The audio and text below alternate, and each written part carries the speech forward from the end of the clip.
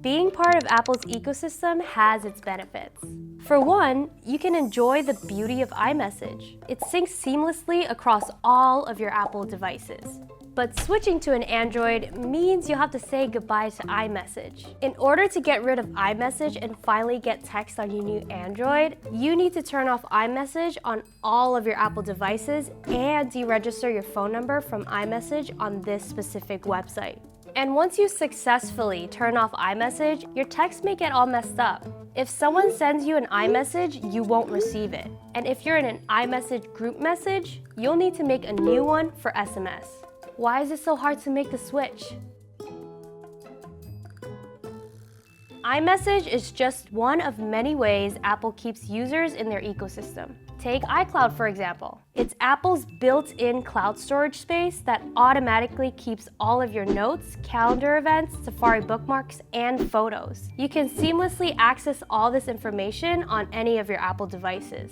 But not on your new Android. There's no iCloud app for Android, meaning there's no easy way for you to transfer all your iCloud data to your Android. Of course, if you've been using Google as your main ecosystem, then you may have an easier time going back and forth between your iPhone and your Android. But then what about your photos that are stored on your iPhone that aren't backed up on iCloud? How do you transfer those?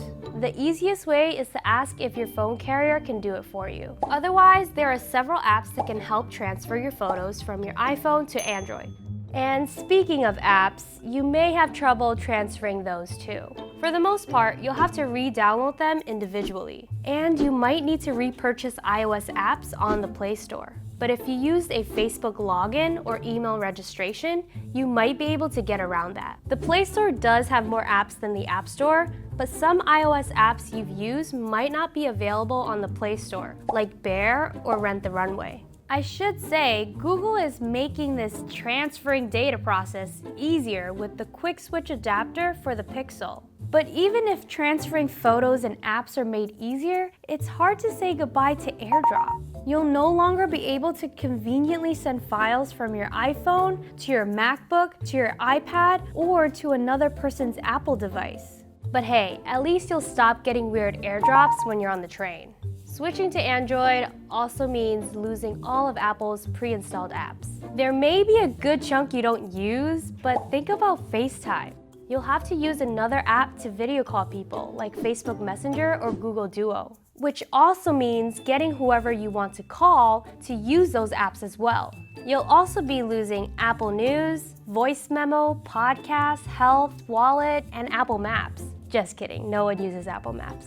You aren't just saying goodbye to Apple software. Think about all your other Apple products and accessories. If you have an Apple Watch, it'll basically become useless. If you have AirPods, you can still use them on Android, but it won't be nearly as seamless or customizable. And all your chargers, adapters, and dongles that you bought will begin to collect dust. And as Android phones keep coming up with more innovations that iPhones lack, like better cameras with wide-angle lenses, it doesn't really make sense for Apple to help their users jump ship. So yeah, iPhone users are in a walled garden. But have some sympathy. It's way easier to enter Apple's ecosystem than it is to leave it. And if you're in an iMessage, I was about to say iMessage iGroup. An iGroup. They might as well call it iGroup.